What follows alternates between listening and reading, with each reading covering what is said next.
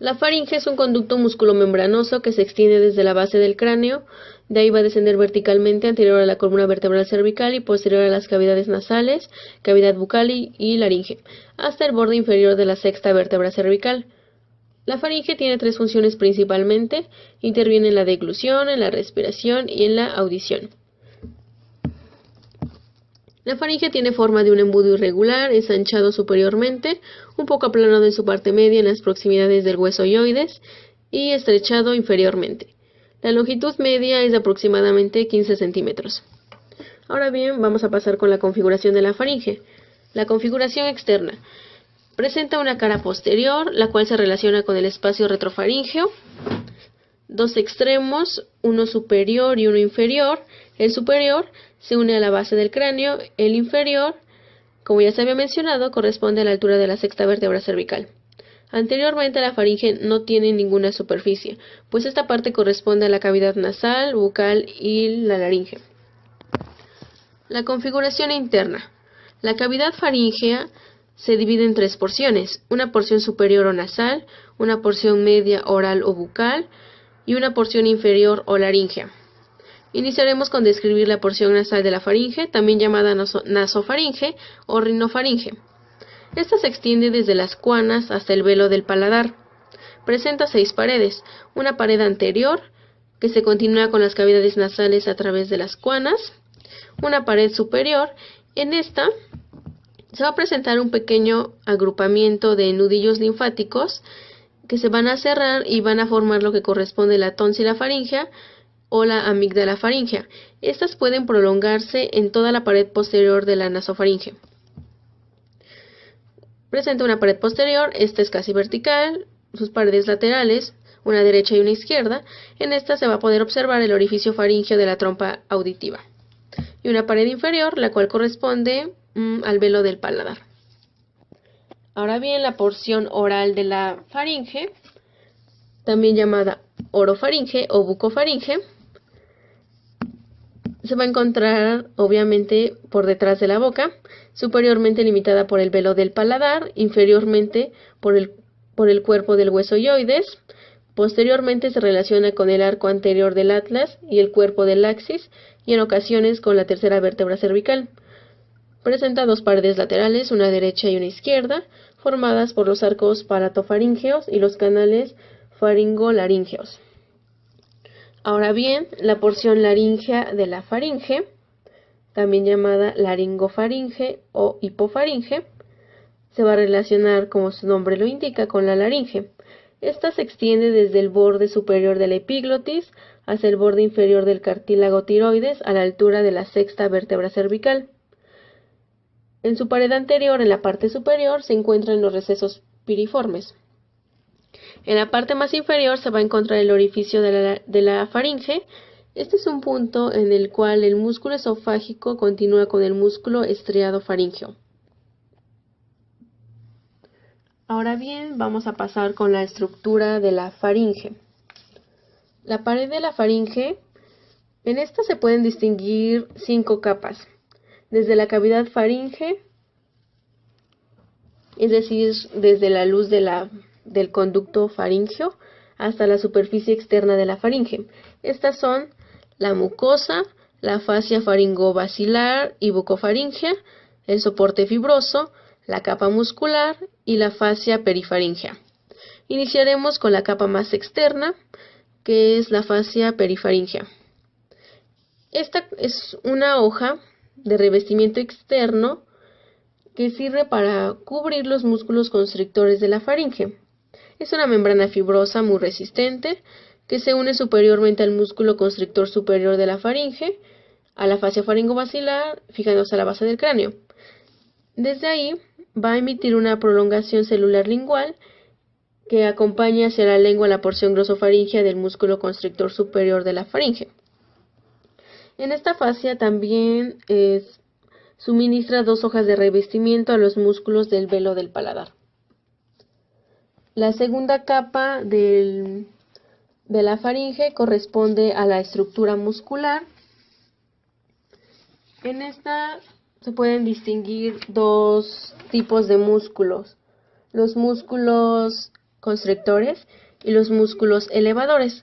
Los músculos constrictores son músculos planos y delgados, incurvados de tal manera que, unidos con los del lado opuesto, forman un canal muscular cóncavo anteriormente, que van a estar separados por la fascia faringobasilar.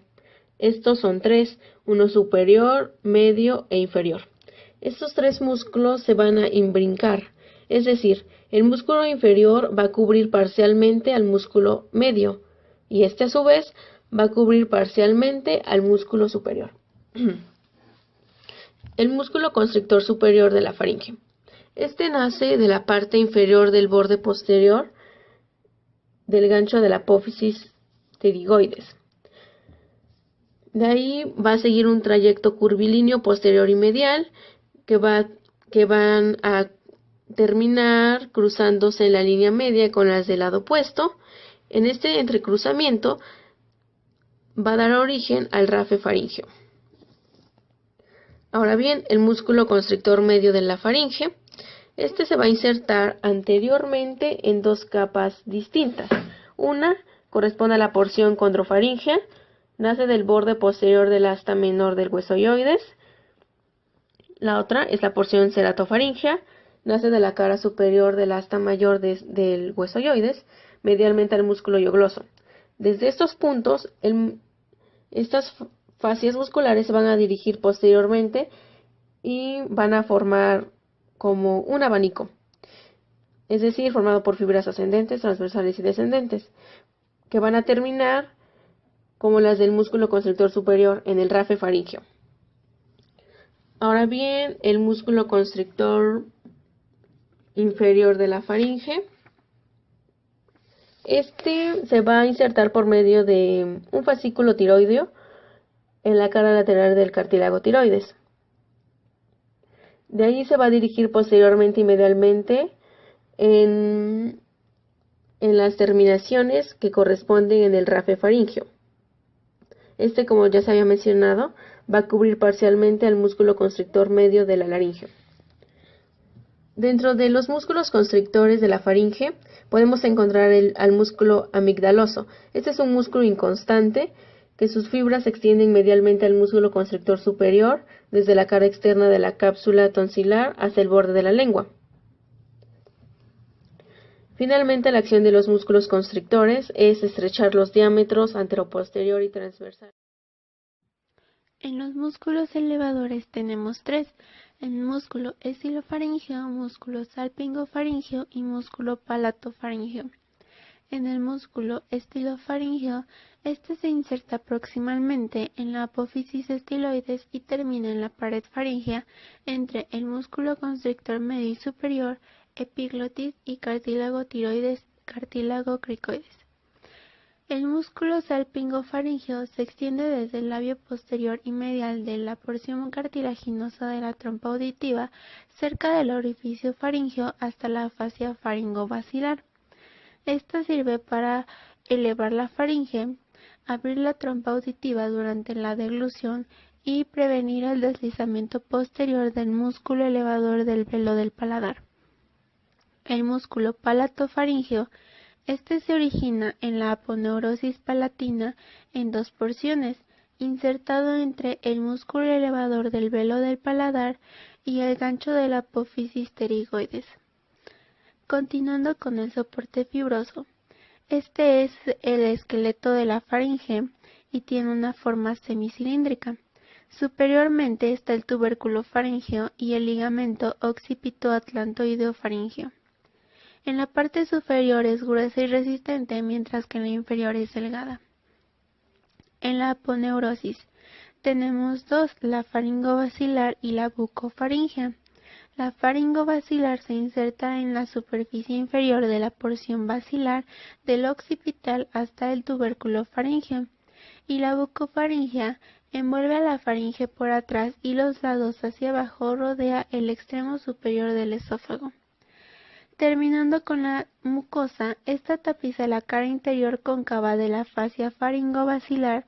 Está constituida por un epitelio y un corión rico en glándulas mucíparas y folículos linfoides. En la nasofaringe es una mucosa gruesa e irregular y tiene un epitelio de tipo respiratorio. En la orofaringe y laringofaringe tiene un epitelio escamoso estratificado no queratinizado.